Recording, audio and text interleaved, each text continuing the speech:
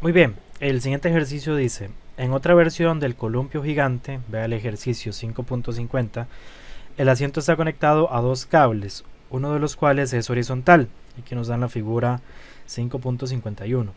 El asiento gira en un círculo horizontal a una velocidad de 28.0 revoluciones por minuto. Calcule la tensión en cada cable si el asiento pesa 255 newtons y una persona de 825 newtons está sentada en él. Entonces, fíjense que tenemos una velocidad.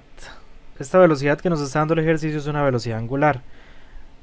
Y esa velocidad angular está dada en revoluciones por minuto y hay que, primero que nada, pasarla a radianes por segundo, y una vez que tengamos esa velocidad angular en radianes por segundo, con base en este radio que nos están dando acá, calculamos la velocidad lineal que va a tener ese movimiento.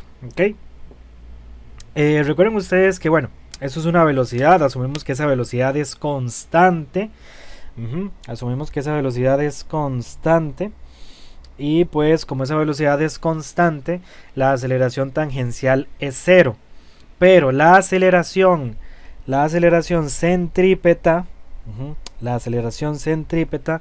va a ser un valor, en este caso positivo. Fíjense que la aceleración centrípeta es esa aceleración que se dirige hacia el centro de ese círculo que describe el movimiento. Fíjense que esa aceleración iría para la derecha, entonces esa aceleración centrípeta es positiva. Como tenemos una aceleración centrípeta, vamos a tener fuerzas centrípetas, que van a ser esas fuerzas que van a empujar o que van a mantener a esa persona girando alrededor de ese poste, que es como la base del columpio. Nos dan un ángulo y pues nos pueden calcular la tensión en cada uno de esos cables. Entonces, ¿qué tenemos? Pues lo que tenemos es una cosa como esta.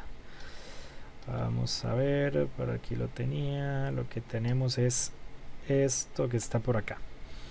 Tenemos entonces una frecuencia angular o una velocidad angular que son 28,0 revoluciones por minuto. Para pasarlo a radianes, radianes por segundo, simplemente multiplicamos por 2 pi radianes, dividimos entre 1 y multiplicamos por 1 entre 60. Y vamos a tener que esa velocidad angular en radianes por segundo es de 2,93. Tenemos un radio de 7,50. Para encontrar la velocidad lineal a partir de la frecuencia angular y el radio, pues simplemente multiplicamos estas últimas dos, es decir, la velocidad lineal de esta persona va a ser igual al producto de la frecuencia angular o la velocidad angular y el radio. Multiplicando esas dos cosas vamos a tener que la velocidad lineal es de 22,0 metros por segundo. Fíjense que tenemos dos pesos, el peso del asiento y el peso de la persona. Al final de cuentas, a la hora de hacer esto, a la hora de hacer la sumatoria de fuerzas, tenemos que utilizar el peso total, es decir, el peso del asiento más el peso de la persona. Pues sumando esos dos pesos vamos a tener un peso total que yo le llamé WT, que es igual a 1080 newtons. Y vamos a ocupar la masa de ese peso total. Para calcular la masa del peso total, pues simplemente la masa total va a ser igual al peso total dividido entre la gravedad, y eso nos da 110 kilogramos. Y por último, el ángulo que nos están dando es de 40,0 grados. Entonces dice, calcula la tensión en cada cable si el asiento pesa 255 newtons y una persona de 825 newtons está sentada en él. Hagamos el diagrama de cuerpo libre de esto. Fíjense que a nosotros lo que nos interesa es centrarnos en un punto. ¿Cuál punto? Centrarnos en este punto de acá, el punto donde está el asiento. Eso es lo que a nosotros nos importa. Entonces, supongamos que este que está aquí es el asiento. Ese asiento va a tener, voy a dibujarlo en color azul mejor. Ese asiento va a tener, por acá está el asiento, ese asiento va a tener un peso, que va a ser el peso total, y va a tener pues, fíjense que aquí hay un cable, en esta dirección más o menos. Ese cable pues va a tener una tensión. Este va a ser, a este cable yo le voy a llamar T1, o a esta tensión le voy a llamar T1. Y fíjense que esa tensión pues va a tener va a tener componentes. Esa tensión va a tener una componente T1X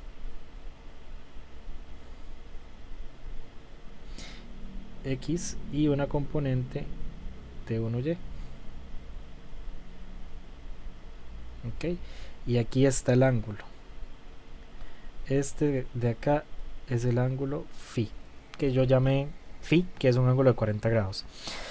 Adicionalmente tenemos otro cable. El cable lo voy a dibujar aquí abajo. Okay, este otro cable lo voy a dibujar abajo para que no se nos confunda. Este sería el otro cable que le voy a llamar T2, que es el cable que está acá. Okay, es este cable que está completamente horizontal. Entonces este sería mi T2. Por aquí estaría mi T1. Por acá estaría la componente T1Y. Y por acá encima de T2 voy a colocarla por arriba en color azul. Estaría mi T1X. Ok, por eso lo dibujé aquí por debajo, para que no se nos olvide que en ese eje X, en ese eje más X, tenemos la componente X de la tensión 1 y la tensión 2. Ok, eso es lo que tenemos en este diagrama.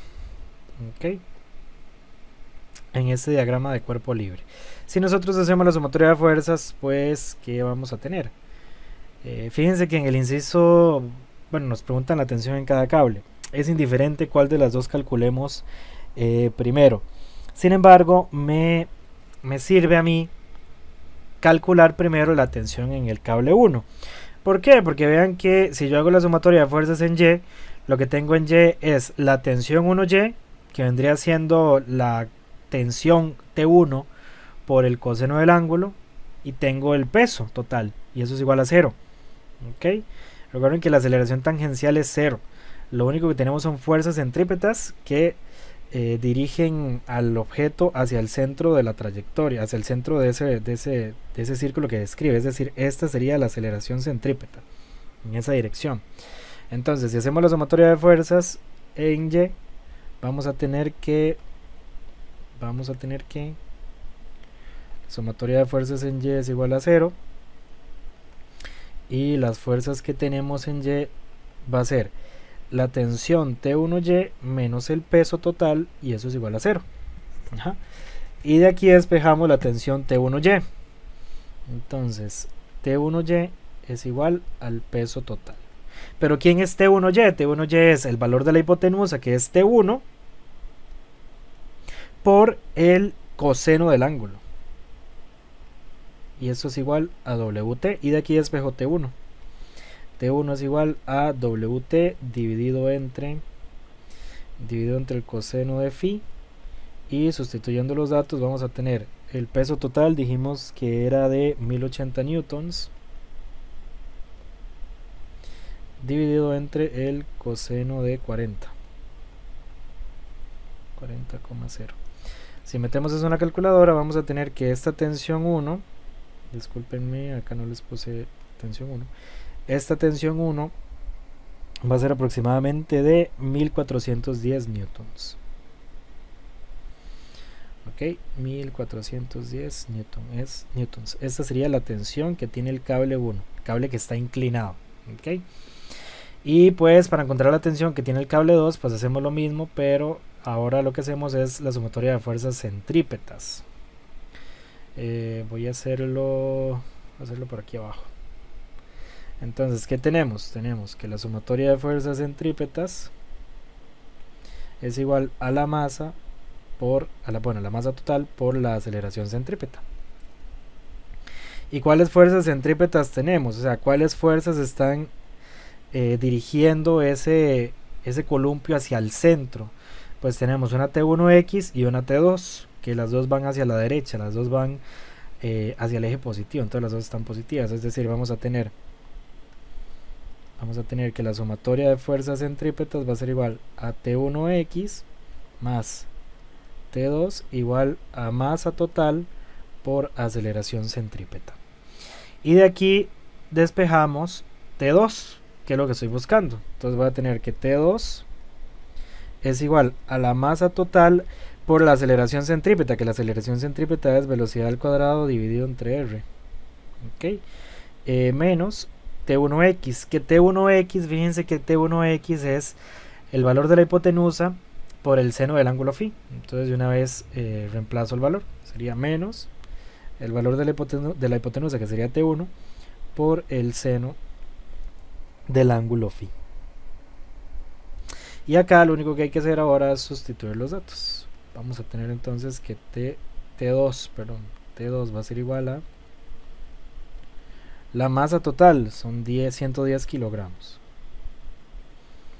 por la velocidad al cuadrado, 22,0 metros entre segundo, todo el cuadrado.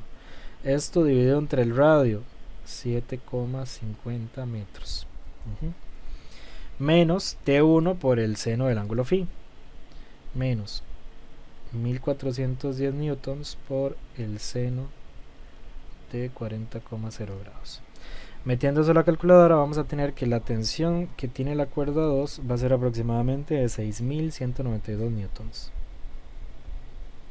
Probablemente a ustedes les pueda dar un resultado un poco diferente en cuanto a cifras, debido a cifras significativas, redondeos, entre otras cosas. Hay muchas personas que utilizan el valor de la gravedad como 9,8, yo lo utilizo como 9,81, entonces de repente eso puede generar que los valores difieran un poquito, pero en este caso pues la respuesta sería 6192. Si les da un poco más no hay ningún problema. Ok, este sería el ejercicio 5.51.